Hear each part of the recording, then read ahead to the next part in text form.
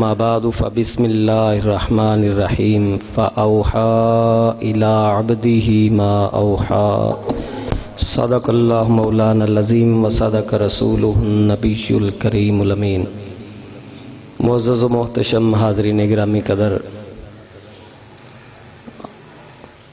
ہمارے درمیان چونکہ موجود تھے قبلہ پیر سید آصف حسین شاہ صاحب مشہدی دامت برکاتہم العالیہ چولستان سے تشریف لائے تھے، تو عاشقوں کے امام خواجہ غلام فرید کوٹ مٹھن شریف ان کا وہ علاقہ بنتا ہے، تو میں نے مناسب سمجھا کہ آپ لوگ ان کا واز بھی سن لیں گے اور زیارت بھی کر لیں گے، چونکہ دور سے تشریف لائے ہیں۔ ان کے والد گرامی وہ بھی تشریف لائے ہوئے ہیں، حضور قبلہ پیر سید عاشق حسین شاہ صاحب دامت برکاتہم العالیہ۔ وہ آج سے تقریباً 33 سال پہلے حضور بابا جی سرکار رحمۃ اللہ علیہ، میرے والد گرامی حضور قبلہ سیدی شمس الفقہا رحمہ اللہ، آپ کے ہاتھ مبارک پر انہوں نے بیعت کی تھی، اور اس کا واقعہ بھی وہ خود بیان کرتے ہیں کہ میں نے دل میں یہ خیال کیا کہ مجھے کوئی مرشد حقیقی ملے، اور اس کے لیے میں نے وظائف کیے، تو یہ ہمارا جامعہ دارالعلوم جامعہ فریدیہ نظامیہ اس وقت 2-3 کمرے تھے اس کے، اور اس طرح کا منظر جو ہے نا وہ خواب میں دکھایا گیا۔ حضور بابا جی رحمۃ اللہ علیہ کی زیارت انہیں کرائی گئی، سفید لباس، ہاتھ میں تسبیح، یہاں چہل قدمی کر رہے ہیں، ساتھ اللہ اللہ کر رہے ہیں، تو خواب میں انہوں نے وہ منظر دیکھا، اور پھر وہ تلاش کرتے رہے کہ یہ مرد قلندر مرد درویش کون ہے، یہ جگہ کون سی ہے، یہ علاقہ کون سا ہے۔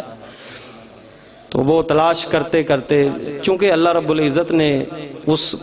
محبت کے سمندر کو مزید جوش میں لانا ہوتا ہے، یہ رب تعالیٰ کی طرف سے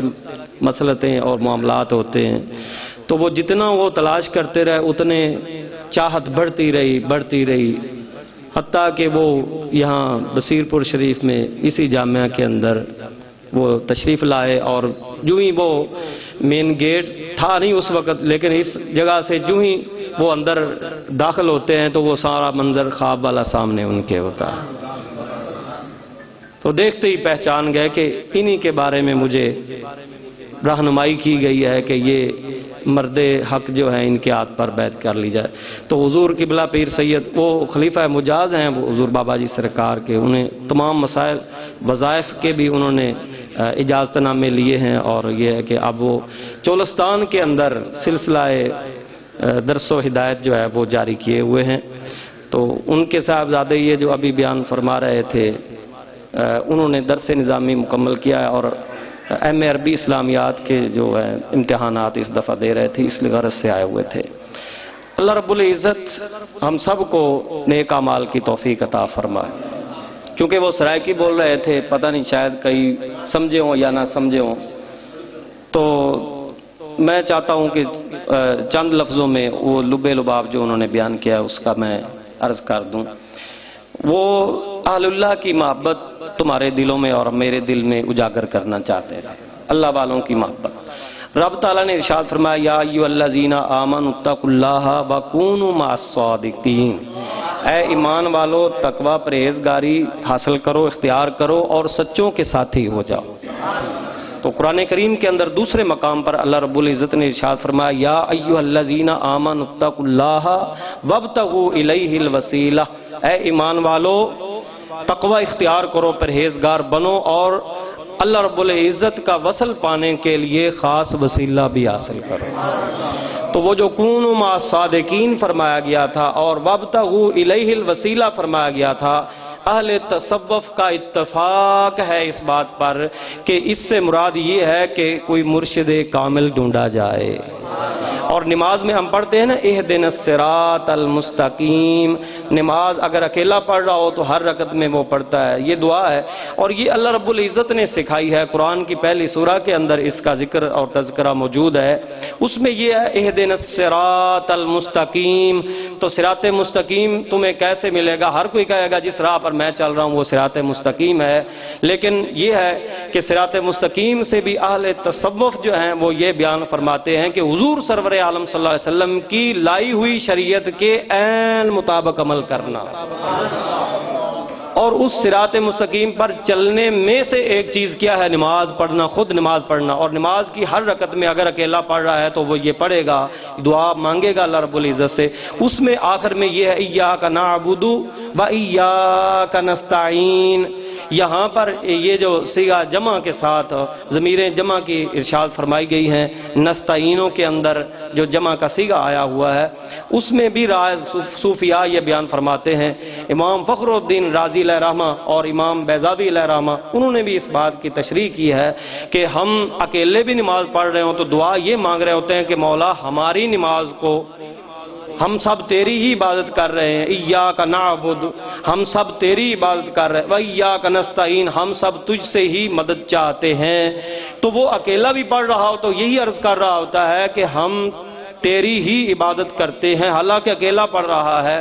تو امام بیضاوی علیہ رحمہ اور متصوفین فرماتے ہیں اس میں بھی یہ راز کی بات ہے کہ جب یہ دعا مانگ رہا ہو تو تصور رکھے کہ اللہ رب العزت اپنے پیغمبروں کی عبادات کو قبول فرماتا ہے، مرسلین کی عبادات کو قبول فرماتا ہے، جو اغواث، اقطاب، نجبا بڑی ہستیاں ہیں اللہ ان کی عبادات، روزے، نمازیں، حجیں وغیرہ قبول فرماتا ہے۔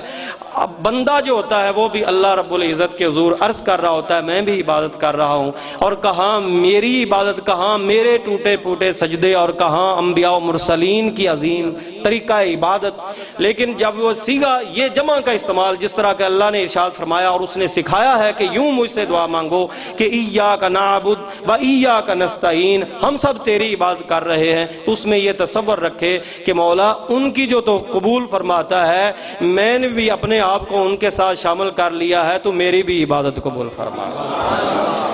اور امام بیضاوی علیہ رحمہ فرماتے ہیں پھر اس کا نتیجہ یہ نکلتا ہے کہ جب ایک آدمی اپنی عبادت کو گویا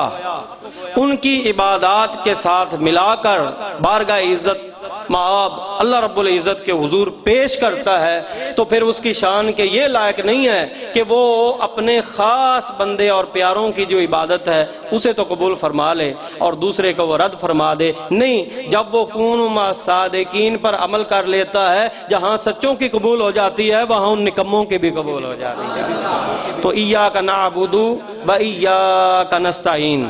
یہ وہ غالباً بیان کرنا چاہتے تھے۔ اور پھر یہ ہے کہ اہل اللہ کی طرف رخ کرنے سے کیا مل جاتا ہے؟ بخاری اور مسلم کے متفق علیہ حدیث کے اندر جو آیا ہوا ہے میں وہ عرض کر دیتا ہوں، اس سے آپ کو اندازہ ہو جائے گا کہ کوئی ان کے پاس پہنچ جائے اور ان کے ہاتھ میں ہاتھ دے جائے، ان کی زیارت مل جائے، پھر اسے اللہ رب العزت کتنا انعام دے گا۔ رب تعالیٰ تو فیاض مطلق، اتنا رحیم اور کریم ہے، اتنی عطائیں فرمانے والا ہے کہ بخاری اور مسلم کے متفق علیہ حدیث کے اندر یہ بات ہے، حضور علیہ السلام نے فرمایا بنی اسرائیل کا کوئی تھا جس نے 99 قتل کیے تھے، پھر اس نے ایک بندے سے پوچھا کہ میرا کیا بنے گا، کیا حل لی من توبۃ، کیا توبہ کی کوئی صورت بنتی ہے؟ لیکن چونکہ وہ اللہ والوں کو نہیں مانتا تھا اس لیے اس نے کہا نہیں، اب تیرے لیے تو تباہی تباہی، ہلاکت ہی ہلاکت، بربادی بربادی، تو نے ایک کم 100 کو قتل کر دیا ہے، تیرے چھٹکارے کی کوئی صورت بن ہی نہیں سکتی۔ پھر وہ کچھ عرصہ چلتا رہا، روایت میں آتا ہے کہ اس نے اسے بھی مار دیا اور پوری سنچری اس نے مکمل کر لی کہ یہ مجھے کہہ رہا ہے تیری توبہ قبول نہیں ہوتی، پھر میں نے تو مرنا ہی مرنا ہے تو چلو میں تو 100 کا عدد پورا کر لوں۔ اس نے اسے بھی پٹے چڑھا دیا، اسے بھی مار دیا، 100 پورے کر لیے، حدیث کے لفظ ہے اور بخاری مسلم کی متفق علیہ روایت، اس نے 100 پورے مار دیے۔ جب 100 مار دیے آخر پھر اندر کچھ اللہ نے رکھا ایک ضمیر جسے کہتے ہیں، پھر اس نے ملامت کی یار میں کیا کر بیٹھا ہوں، 100 بندے مار دیے ہیں۔ پھر وہ تلاش کرتا کرتا ایک بندے کے پاس آیا، اور اس سے جا کر یہ کہا کہ میں تو 100 قتل کر چکا ہوں، حل لی من توبۃ، کیا توبہ کی کوئی صورت بنتی ہے؟ اس نے کہا اذهب الی قریۃ فلانۃ، فلاں بستی کی طرف چلا جا، وہاں کچھ نیک بندے رہتے ہیں، تو ان کے ساتھ جا کر شامل ہو جا، ان جیسی عبادات کرنی شروع کر دے، اللہ رب العزت تیری توبہ قبول فرما لے گا۔ بھلا اللہ رب العزت کی رحمت اور تیرے درمیان حائل کون ہو سکتا ہے؟ بھلا اس کی طرف سے ملنے والی مغفرت اور بخشش اور تیرے درمیان رکاوٹ کون بن سکتا ہے؟ لہذا جا اذهب الی قریۃ فلان، فلاں بستی کی طرف چلا جا۔ وہ چلا گیا۔ مشہور حدیث آپ نے کئی دفعہ سنی ہوگی، میں صرف یہ عرض کرنا چاہتا ہوں کہ وہ اس بستی میں پہنچا نہیں تھا، وہ وہاں تک پہنچا نہیں تھا، عین بیچ میں آتا ہے تو موت کا وقت آ گیا۔ ایک حدیث میں یہ آتا ہے کہ وہ جب سکرات موت اس پر طاری ہوئے تو اس نے یہ سوچا اب میں پہنچ تو نہیں سکتا، تو ہو نہ ہو کہ جتنا قریب ہو سکوں میں اتنا تو ہو ہی جاؤں نا۔ اور حدیث کے لفظ ہے وہ ایک بالشت ہی آگے جو ہے نا اس نے اپنے سینے کے بل زور لگایا اور وہ گھس کر ایک بالشت مزید نیکوں کی بستی کے قریب ہوا، اور ایک ہی بالشت جو ہے نا زیادہ فاصلہ بروں کی بستی سے دور ہوا۔ بروں کی بستی چونکہ چھوڑ رہا تھا، اچھوں کی طرف بڑھ رہا تھا، اچھوں کی طرف بیچ درمیان یعنی رستے کے موت اسے واقع ہوئی تھی۔ ایک بالشت ادھر نزدیک ہوا، ایک بالشت ادھر سے دور ہوا، رب نے 100 بھی معاف کر دیے، جنت کا حقدار بھی بنا دیا، پہنچا نہیں تھا۔ اور وہ بنی اسرائیل کے نیک بندے تھے، اگر ان کی بستی کے فقط ایک بالشت کوئی نزدیک ہوتا ہے، رب 100 معاف کر کے جنت کا حقدار بناتا ہے۔ بتا جو چوکھٹے فرید چوم لے، بتا اسے رب کیا عطا فرمائے۔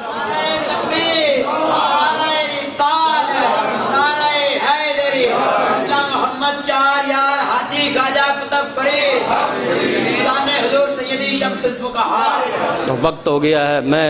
خطبہ کے اندر جو میں نے پڑھا تھا اس کا تعلق معراج کے سفر کے آخری حصے کے ساتھ تھا، انشاءاللہ پھر کبھی موقع ملا تو اس کے متعلق عرض کروں گا۔ آئندہ جمعہ انشاءاللہ شعبان المعظم کی فضیلت اور شب برات کی فضیلت کے بارے میں عرض کروں گا۔ اللہ رب العزت ہم سب کو حسن عمل کی اور حسن اعتقاد کی